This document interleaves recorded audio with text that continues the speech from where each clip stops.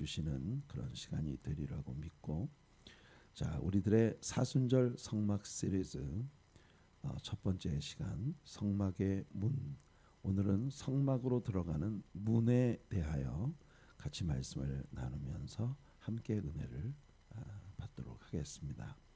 자, 오늘 아침 우리들의 본문은 출애굽기 27장이에요. 13절부터 16절까지 말씀입니다. 출애굽기 27장 13절부터 16절까지 말씀을 오늘 본문으로 우리가 함께 읽겠습니다. 동쪽을 향하여 뜰 동쪽의 너비도 50규빗이 될지며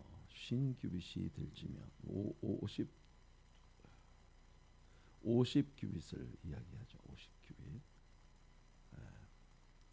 50규빗이 될지며 문 이쪽을 위하여 포장이 15규빗이며 그 기둥이 셋이요 받침이 셋이요 문 저쪽을 위하여도 포장이 15규빗이며 그 기둥이 셋이요 받침이 셋이며 뜰 문을 위하여는 청색, 자색, 홍색 실과 가늘게 꼰 배실로 수놓아 짠 20규빗의 휘장이 있게 할지니 그 기둥이 넷이요 받침이 넷이며. 자, 뜰 동쪽의 너비가 50규빗이라고 한다면 이 동쪽의 울타리가 50규빗의 길이를 가지고 있다는 이야기입니다. 1규빗이 성인 남자의 팔꿈치에서부터 이 가운데 손가락 끝까지를 1규빗이라고 하기 때문에 약간 그 플렉시블하죠. 45cm에서 한 50cm까지 사람의 팔 길이에 따라서 이 규빗이 서로 달라질 수 있는데, 어떻든 이걸 50cm라고 우리 계산하기 쉽게 50cm라고 생각을 한다면 50규빗이라고 하면 약 25m가 되겠습니다.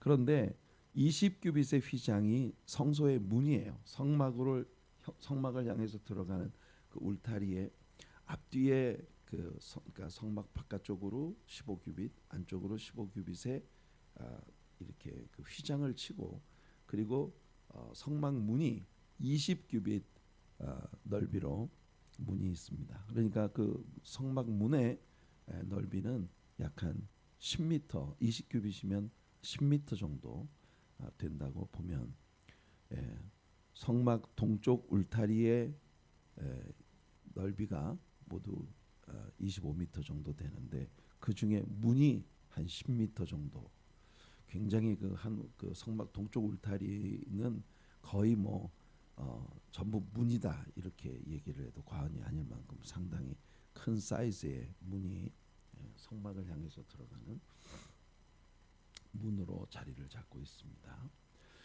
자, 우리가 이 구약 시대 때 이스라엘 사람들이 광야에서 세웠던 성막의 제도에 대해 2주간 동안이나 시간을 할애해서 우리가 이렇게 하나씩 뜯어놓고 성막의 요소들에 대해서 공부를 해야 하는 이유가 뭔가 하면, 여러분이 성막이라고 하는 것은 우리가 출애굽기 성경 여행을 할 때 잘 이미 다룬 대로 여러분들이 그때 그 출애굽기 성경 여행을 하면서 성막에 대해 배웠던 모든 것들을 아마 지금 굉장히 많이 기억하고 계실 거라고 봐요. 왜냐하면 그 무렵 제자학교를 통해서 우리가 굉장히 그 자세하게 이 부분에 대해 공부를 했고, 그 후에도 설교를 계속 구약 그 메시지들을 공부해 나가면서 이 성막의 제도 속에 담긴 예수 그리스도의 모형에 대한 많은 부분들을 제가 설교 가운데 인용하면서 사용을 했기 때문에, 그래서 아마 많은 분들이 성막에 대한 많은 부분을 기억하고 계실 거라고 생각합니다만, 성막의 모든 요소들이 다 예수 그리스도의 그림자다 이렇게 말을 해도 과언이 아닐 만큼 굉장히 중요한 영적인 그 메시지들을 내포하고 있는 그런 요소들이거든요. 여러분, 요한복음 5장 39절을 보면 이렇게 예수님께서 말씀하십니다. 너희가 성경에서 영생을 얻는 줄 생각하고 성경을 연구하거니와 이 성경이 곧 내게 대하여 증언하는 것이니라. 네, 여러분 이 말씀이 어떤 그 흐름 가운데 있는 말씀이었는지 아마 우리 성도님들은 잘 기억하고 계실 거예요. 왜냐하면 이 말씀 역시도 저와 같이 상당히 여러 차례 다양한 기회들을 통해서 다룬 말씀들이기 때문입니다. 예수님이 메시아이시라고 하는 것을 증언해주고 있는 fourfold witnesses, 사중적인 예수님이 메시아시라고 하는 것에 대한 사중적인 증거를 담고 있는 말씀이에요.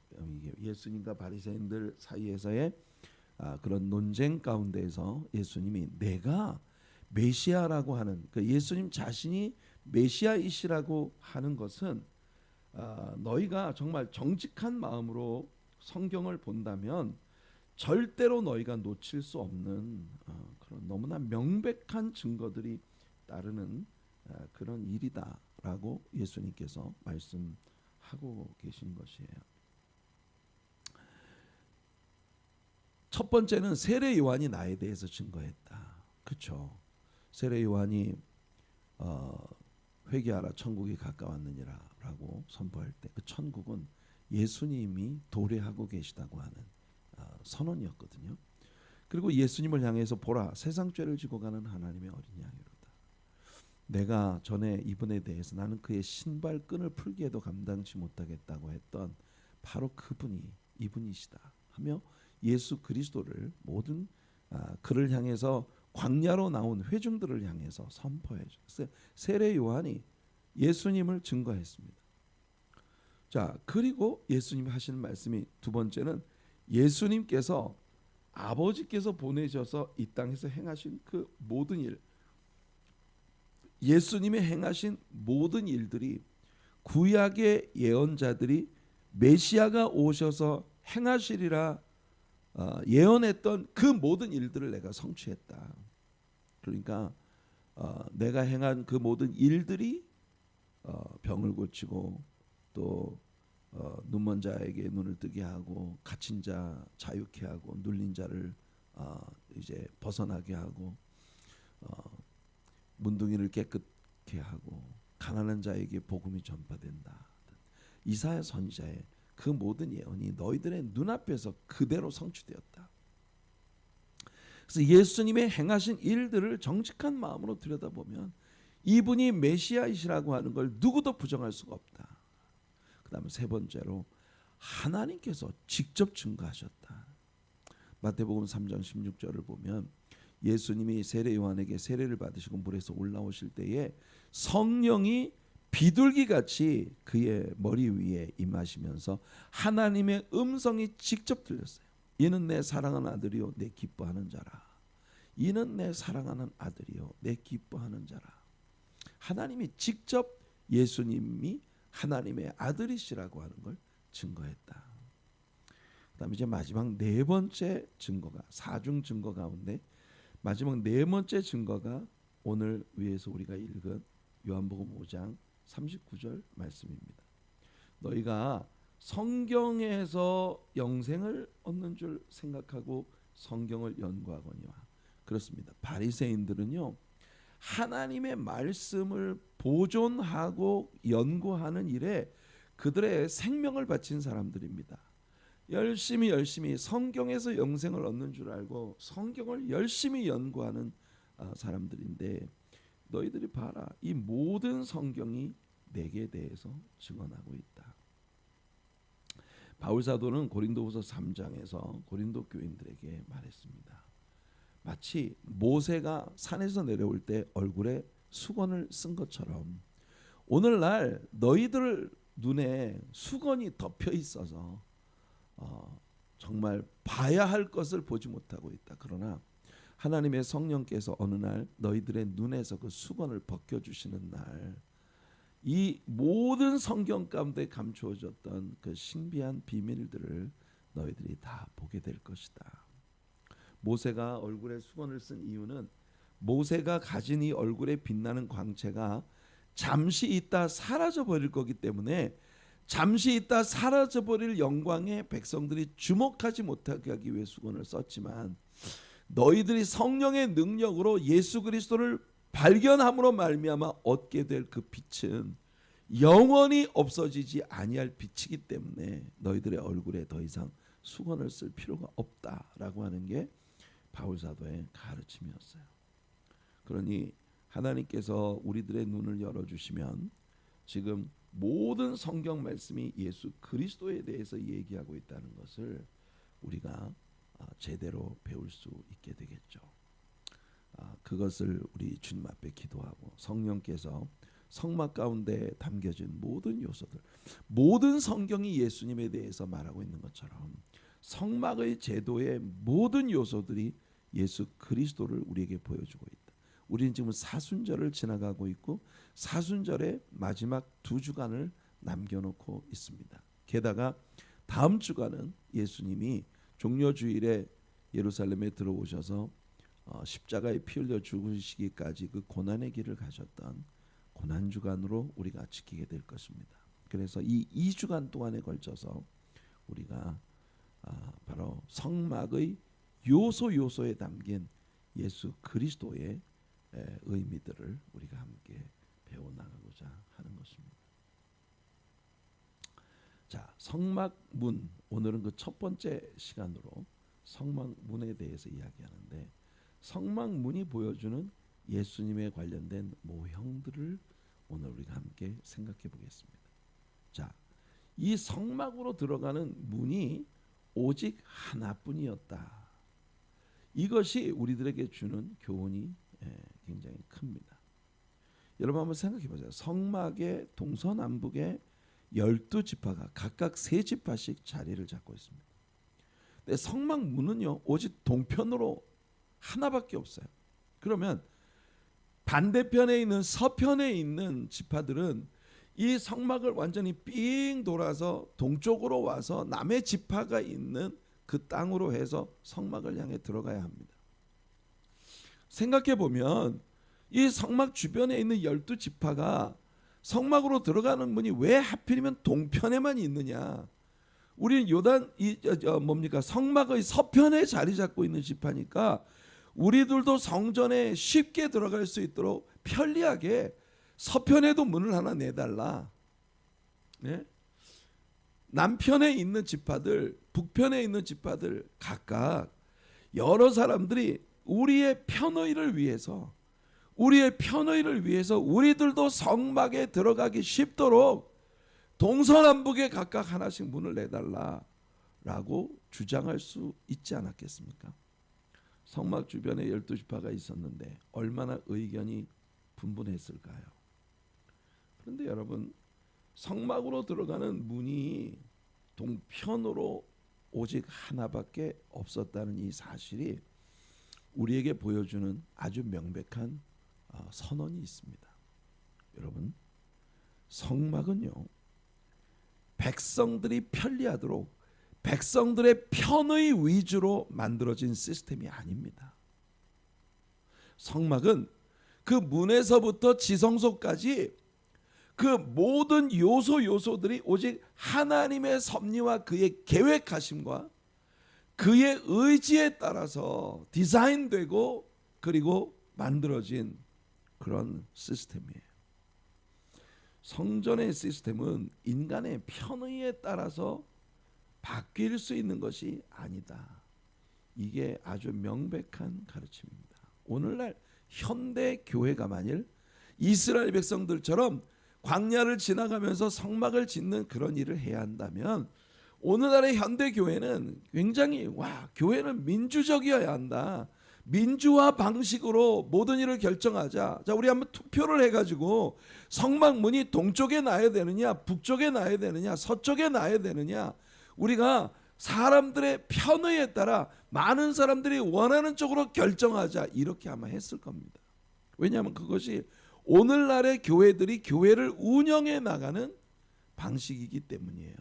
그러나 하나님은요, 하나님께서 성막의 시스템을 제정하시는 일에 사람들에게 지혜를 구하지 않으셨어요. 사람들의 편의를 도모하기 위한 사람들의 의견을 받고 일을 하지 않으셨어요.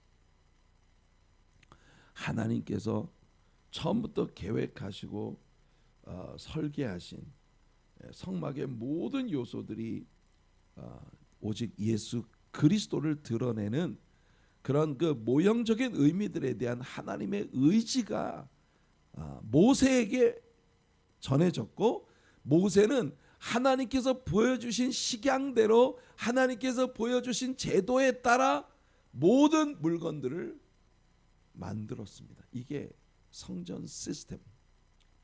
성전이라는 게 뭐예요? 여러분, 출애굽기라고 하는 책은요, 크게 두 개의 파트로 나눌 수 있습니다. 출애굽기 전반부는요, 율법의 선언이에요. 율법은 뭐 하는 거라고 했죠? 우리가 죄인이라는 걸 드러내 주는 겁니다.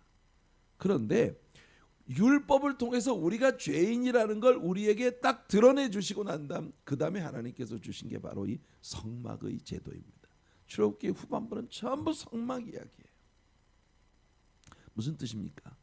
율법을 통해서 너희들이 죄인이라고 하는 것이 드러났고, 그 다음에 그 죄 문제를 내게 나와 해결받을 수 있는 방편으로서의 성막을 내가 너희들에게 제공한다. 그러니까 여러분, 한 사람의 신자가 하나님과의 펠로십을 시작하는데, 하나님과의 교제와 사귐을 시작하는데 제일 먼저 필요한 게 뭐냐? 나는 처절하게 하나님이 이 장치를 주지 않으셨다면 완전히 지옥 아랫목에 떨어질 수밖에 없는 죄인 중에 괴수였다 라고 하는 그 고백으로부터 우리의 모든 신앙 시스템에 발을 들여놓는 일이 시작돼야 한다는 겁니다. 우리가 하나님의 일에 감나라 배나라 우리들의 편의를 위해서 우리 좀 편리하게 하고, 그래서 우리가 안락하고 편안하게 편리하게 예배를 드릴 수 있도록 예배 시간을 좀 짧게 하고, 목사의 설교도 좀 짧게 하고, 그리고 하나님의 말씀을 우리에게 가르치는 것보다는 그렇게 어려운 그 어려운 성경 말씀을 우리가 배우는 것보다는 우리들이 좀 쉽고 편하게 이해할 수 있는 그런 가르침으로 많은 것을 재단해서 우리의 편의 위주로 우리가 편리하게 이 성전 시스템을, 교회 시스템을 만들어 나가자라고 하는 그런 의견이 오늘 현대 교회를 이끌어가고 있는 힘이 되고 있어요. 이걸 뭐 제가 그냥 나쁘다라고 말을 하고 있는 것만은 아닙니다. 우리 모두가 느끼고 있는, 우리 다 알고 있는, 우리 모두가 알고 있는 우리들의 현대 교회들이 가지고 있는, 왜 오늘날의 현대 교회는 역사 속에 있었던 모든 교회들보다 가장 능력이 약한 교회가 되고 있을까? 라오디게아 교회처럼 오늘 현대 교회는요, 교회 역사 가운데 최고의 부자 교회들입니다. 그죠? 첨단 시스템들을 사용하고 첨단 그 시스템을 통해 성도들을 가장 안락하고 편안하게 예배를 드릴 수 있는 시스템을 제공해 주는 그런. 근데 그렇게 우리 모두가 편리하게 신앙생활을 할 수 있는 그런 모든 요소들을 만들어가고 있는데, 오늘날의 교회는 교회 역사 가운데 가장 능력이 부족한 그런 교회가 되어가고 있지 않는가. 여러분, 이 성전 시스템 자체가 인간의 편의 위주에 맞춰가기 위한 그런 타협이 없어요. 오직 하나님의 뜻에 따라 하나님의 계획과 하나님이 섭리하신 방식대로 선포되어진 그 일을 이스라엘 백성들이 해낸 것이 성막입니다. 자, 성막문이 오직 하나뿐이라고 하는 이 하나님께서 절대로 누구와도 타협하지 않고 상의하지 않고 동편으로 오직 하나만의 성전 문을 내신 이유가 분명합니다. 그게 뭐냐 하면 바로 예수 그리스도 한 분만이 우리가 하나님께로 들어갈 수 있는 문이 되신다는 걸 하나님은 이 제도를 통해 우리에게 보여주고자 하시는 겁니다. 오늘날 여러분, 종교다원주의에 지배를 받고 있는 타협안을 제시하고 있는 많은 사람들이 오늘 세계의 평화를 위협하는 종교적인 문제를 해결받을 수 있는 평화의 안이 뭐냐?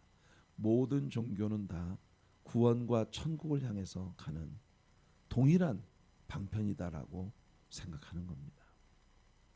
그러나 성경은 우리들에게요, 우리가 하나님께로 나아가는 유일한 길이 예수님밖에 없다는 겁니다. 이것을 성경 어디에서도 누구와도 타협하지 않습니다. 이건 타협될 수 없는 진리예요.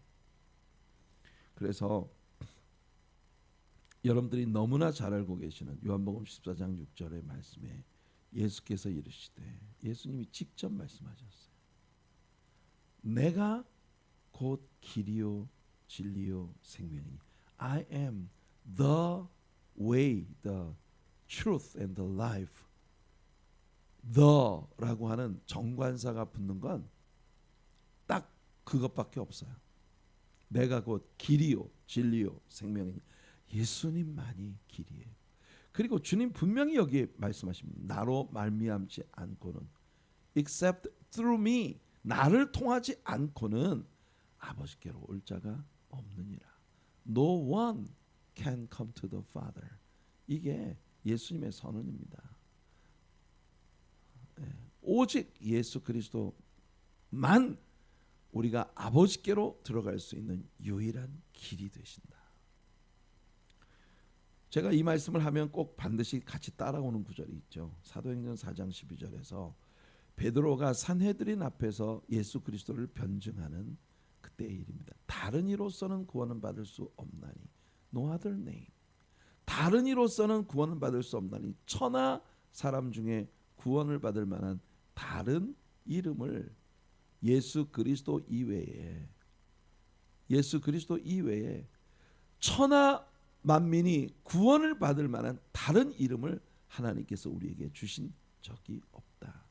그러니까 영원히 예수 그리스도 한 분만이 우리가 아버지께로 하나님과의 교제와 사귐과 하나님을 예배하고 구원을 받고 하나님의 진리의 가르침을 받는 그런 예배를 향해서 나갈 수 있는 유일한 길이 예수 그리스도 한 분밖에 없다. 이게 성경이 우리들에게 가르쳐주는 진리의 선포인 것입니다. 여러분, 우리는 기억합니다. 요한복음이라는 책에서 요한은 예수 그리스도를 아주 독특한 방식으로 우리들에게 소개했어요. 다른 복음서 기자들과는 달리 오직 요한만이 예수 그리스도를 항상 I am something 이라고 하는, 이 I am 이라는 여호와 하나님의 이름의 뜻입니다. 이것이 모세가 출애굽기 3장에서 내가 하나님이 나를 너희들에게 보냈다면 히브리 사람들이 묻기를 하나님이 참 많고 많은 하나님 중에 어떤 하나님이 너를 우리에게 보내셨단 말이냐? 라고 묻는다면 제가 뭐라고 대답할까요? 하나님의 이름을 좀 제게 가르쳐 주십시오. 그랬더니 하나님께서 모세에게 하시는 말씀이 I am who I am. 나는 I am 이라고 하는 자다. 여호와의 이름이에요. 요한은요, 요한복음을 기록하면서 가지고 있었던 명확한 목표가 예수님이 여호와이시다, 예수님이 하나님이시다. 바로 요한은 요한복음을 기록하면서 그가 정한 주제가 예수께서 하나님 여호와이시라고 하는 걸 증거하고자 하는 목표를 갖고 있었어요. 그렇기 때문에 요한복음 안에서 예수님은 항상 I am 여호와라는 이름의 패턴에 맞추어서 자기 자신을 소개하셨어요. 요한복음 6장에서 하늘에서 내린 만나를 말씀하시면서 I am the bread of life. 나는 생명의 떡이다. 나는 하늘에서 내려온 산떡이다. I am the bread of life. 이게 예수님의 선언입니다. 또 이게 G예요. F가 아니고 light, LIGHT인데 타이포가 났네요. 제가 이걸 완전히 두 번 작업을 새로 했어야 됐기 때문에 두 번째 할 때는 정말 거의 비몽사몽으로 해서 아마 미스테이크가 좀 있을 겁니다. I am the light of the world. 나는 세상의 빛이다. 여러분, 이 I am the light of the world, 이 말씀은 바로 요한복음 그 8장에서 간음을 하다 현장에서 잡혀온 여인을 릴리스 시켜주면서 예수님이 선언하셨던 말씀이에요. 바로 그 다음 장에 누가 나오냐면은 날 때부터 눈 멀었던 거린이 거리에 앉아 있다가 실로암 연못에 가서 씻으라. 예수님께서 침을 뱉어 흙을 이겨 눈에 발라주고 실로암 연못에 가서 씻으라 하신 그 사건. 그 사건이 바로 요한복음 9장에 나오죠. 그래서 8장의 마지막과 요한복음 9장의 서두 부분에서 예수님이 I am the light of the world. 나는 세상의 빛이다라고 선언하신 것입니다. 그 다음에 요한복음 10장에 들어가면 I am the door of the sheep. 나는 양의 문이라. 양의 문이라 라고 예수님이 말씀하셨습니다. 나로 말미암아 들어가면 구원을 받고 들어가며 나가면 꼴을 얻으리라. 그 다음에 바로 이어서 요한복음 10장에서 I am the good shepherd. 나는 선한 목자라 라고 말씀하셨고, 그 다음에 요한복음 11장에서 나사렛, 베다니의 나사렛의 부활의 그 시점에 마르다와의 대화 가운데 예수님이 I am the resurrection and the life. 나는 부활이요 생명이다. 나를 믿는 자는 죽어도 살겠고 무릇 살아서 나를 믿는 자는 영원히 죽지 아니하리라 말씀하신 바로 그 말씀입니다. 그리고 요한복음 14장 좀 전에 우리가 같이 읽었던 요한복음 14장 6절이에요. I am the way, the truth and the life. 나는 내가 곧 길이요 진리요 생명이니 나로 말미암지 않고는 아버지께로 올 자가 없느니라. 그 다음 I am the true vine. 요한복음 15장에서 예수님은 나는 참 포도나무요. 이 true 알레피네, 이 true라고 하는 이 단어가 가지고 있는 의미는 genuine, 진짜다. 그러니까 예수님 말고 나머지는 다 가짜다 그 뜻입니다. 그러니까 예수님은요, 이 요한복음에 나타난 이 I am series, 요한복음에서 요한이 복음서 기자들 중에 유일하게 이 여호와 이름의 패턴에 맞춰 예수 그리스도를 소개한 이 말씀들 속에서 예수님을 소개했습니다. 예수님만이 유일한 생명의 길이고 구원의 길이다라고 하는 선언입니다. 자, 이게 성전으로 들어가는 성막으로 들어가는 문이 동편에 오직 하나밖에 없었다라고 하는 요소가 예수 그리스도를 우리에게 선언하고 있는 그런 말씀이다라고 하는 걸 보여주는 거예요. 자, 그다음 성막 문의 두 번째 요소는 이 문이 오늘날처럼 나무로 만들어서 이렇게 여다지로 만들어진 문이 아니고 휘장으로 만들어진 천막이었습니다. 천막. 이 문이 휘장으로 만들어졌다는 건 문빗장과 문고리가 없었다는 뜻이에요. 휘장이라고 하는 건 누구라도 들치면 바로 들어갈 수 있는. 우리는 느헤미야 3장에서 예루살렘이라는 도시를 두르고 있는 그 성벽에 10개의 문들이 있었던 걸 배웠습니다. 그 10개의 문들. 그 첫 번째 문이 바로 양문이었어요. The sheep gate, 양문. 어찌 보면 아까 앞에서 요한복음 10장에서 예수님이 I am the door of the sheep. 나는 양의 문이다 라고 말씀하셨던 그 말씀과 맥을 같이 하는 그 첫 번째, 그러니까 모든 문 중에 첫 번째 문이 바로 양문이에요. 어린 양, 제사에 쓸 양들을 데리고 들어가는 문이 양문이었어요. 근데 이 양문의 특징이 뭐였느냐 하면 바로 문빗장과 문고리가 없었다는 겁니다. 어린 양 예수 그리스도로 말미암아 우리가 들어가야 하나님과의 교제와 사귐, 구원과 영생의 길이 열리는데 그리로 들어가는 첫 번째 문이 바로 어린 양 예수 그리스도를 의미하는 문이었어요. 이 문은 문빗장과 문고리가 없었습니다. 그 말은 다시 말하면 밀면 열릴 준비가 되어 있는 문이었다. 예수님의 초대는 누구든지 오라는 것입니다. 바울 사도는 로마서 10장에서 이것을 아주 잘 설명합니다. 누구든지 주의 이름을 부르는 자는 구원을 받으리라. 여러분, 구원의 유일한 조건을 누구든지 주의 이름을 부르는 자는 구원을 받으리라. 믿음으로 주의 이름을 부르면 구원을 받는다. 그런즉 그들이 믿지 아니하는 이를 어찌 부르리요, 듣지도 못하는 이를 어찌 믿으리요, 전파하는 자가 없이 어찌 들으리요, 보내심을 받지 아니하였으면 어찌 전파하리요. 기록된 바 아름답도다 좋은 소식을 전하는 자들의 발이여 함과 같으니라.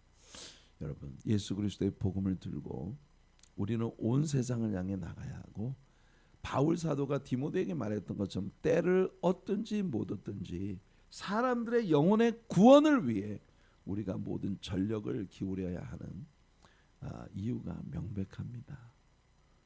교회는 사람의 영혼을 구원하는 데 모든 걸 바쳐야 하는 공동체입니다.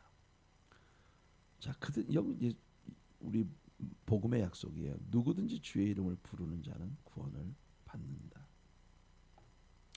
오늘 본문을 한번 들여다보면 아까도 여러분들 잠시 설명을 해드렸습니다만, 동쪽을 향하여 뜰 동쪽의 너비, 그러니까 동쪽 울타리의 전체 면적이 전체 그 길이가 50규빗입니다. 50규빗. 이 벽 하나가 50규빗인데 그 중에 20규빗이 여러분, 이 벽 하나의 거의 절반 가까운 넓이가 바로 문이에요. 문. 어떤 분이 그런 표현을 했더라고요. 아구라는 생선은 얼굴이 전체가 다 문이었는데 성전으로 들어가는 성막 문도 동편의 벽 전체가 다 문이었다. 휘장으로 되어진 이 50규빗의 넓이에 동쪽 울타리가 50규빗인데 문의 넓이가 20규빗이에요. 청색, 자색, 홍색 실과 가늘게꼰 배실로 수놓아 짠 직조되어진, 칼펫을 직조하는 그 기술로 직조되어진 20규빗의 휘장이 바로 성막으로 들어가는 문이었습니다. 하나밖에 없는 문이에요. 그러니까 여러분, 이사야 선지자가 우리가 여러분 찬송 가운데 아무나 와도 좋소라는 찬송가 있잖아요, 그죠? 하나님의 아들을 부르시니 아무나 와도 좋소. 이사야 55장 1절에서 이사야 선지자는 이렇게 말합니다. 오라 너희 모든 목마른 자들아 물로 나오라. 돈 없는 자도 오라. 너희는 와서 사 먹되 돈 없이 값 없이 와서 포도주와 젖을 사라. 돈 없이 값 없이 와서 포도주와 젖을 사라는 건 뭐예요? 우리의 구원과 우리의 영원한 생명이 되시는 우리 예수 그리스도의 생명의 피와 생명의 양식을 거저 주신다는 겁니다. 누구든지 오기만 하면 구원을 받을 수 있다. 여러분, 구원으로 들어가는 예수 그리스도의 문은 누구에게나 개방되어져 있는.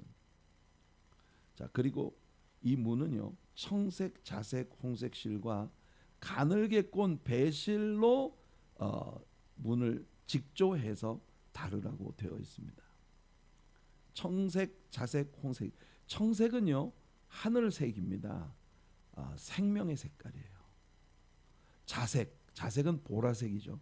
보라색은 왕을 나타내는 색깔입니다. 그리고 홍색은 그리스도의 보혈을 의미합니다. 백색은 부활의 주님, 우리를 성결케 하시기 위해 죽은 자 가운데 일어나셔서 예수 그리스도의 보혈의 피가 우리를 완전히 성결케 하는 능력이 있는 피였다고 하는 걸 입증하신 거예요. 자, 이 문은 여러분이 가늘게 꼰 배실, 이 배는 리는, 이 배는 흰색이죠. 배로 만드는 옷은 하얀 옷입니다. 그래서 백색이에요. 자, 이 문은요 동쪽을 향하고 있었다고 했는데, 이 동쪽을 향하고 성전 문이 동쪽에 있었다고 하는 것이 굉장히 의미가 있는 그 일이다, 이렇게 목사님들이 설명을 합니다. 자, 동편은요 해가 뜨는 쪽이에요. 서편은 해가 지는 쪽이에요. 서편을 바라보면 해가 집니다. 여러분, 저희 교회 앞에 굉장히 많은 개나리 나무들이 우리 교회 울타리를 이루고 있어요. 근데 여러분 이 개나리를 보면 벌써 꽃이 노랗게 꽃망울을 터뜨리고 있는데 신기할 정도로 동쪽을 향하고 있는 개나리들이 환하게 꽃을 먼저 피웁니다. 서쪽을 향하고 있는 개나리는 아직도 빛을 많이 받지 못해서 우울해요. 근데 여러분 성전은 동편에서 서쪽을 바라보게 되어 있었다. 암울한 마음을 가지고 누구나 성전에 들어가지만 성전에서 예배하고 하나님을 만나고 은총을 입고 난 다음에 그 성전 문을 향해 다시 동편으로 돌아 나올 때에는 환하게 변화되어진 모습으로 나오게 된다는 걸 암시한다. 이렇게 성막의 제도에 대해서 연구를 하는 많은 분들이 그렇게 얘기를 합니다. 성전은 암울하게 들어갔다. 빛이 환한 빛을 안고 나오는 곳이 성전이다. 왜냐하면 그것이 예배가 가진 능력이라고 우리는 믿는 겁니다. 죄의 어두운 슬픔을 안고 성전에 들어갈 때 우리는 어두컴컴하게 들어가지만 예수 그리스도를 만나고 죄 사함의 감동을 받고 그리고 성전 문을 향해서 나올 때에는 환하게 자유함을 얻고 나오게 된다는 겁니다. 무거운 기도의 제목들, 너무나 나를 짓누르는 무거운 짐들을 안고 성전으로 들어가지만 예배를 드리고 나올 때에는 그 모든 짐들을 주님 앞에 내려놓고 진정한 안식과 평안의 환한 성전 문을 향해서 우리는 돌아 나온다는 거죠. 질병의 고통, 거동조차 하기 어려운 그런 불편함을 안고 우리는 예배하러 성전으로 들어갑니다. 하지만 주님의 치료의 은총으로 환한 건강의 빛을 안고 우리는 그 성전에서 다시 나올 수 있다는 겁니다. 상당히 상징성을 가지고 있는 어쩌면 이런 것이 알레고리인데 이런 알레고리가 과연 올바른 해석인가? 근데 실질적으로 예배가 우리에게 주는 감동이 바로 그런 것 아니겠습니까? 그런데 이 모든 것들보다도 정말 중요한 해석이 있습니다.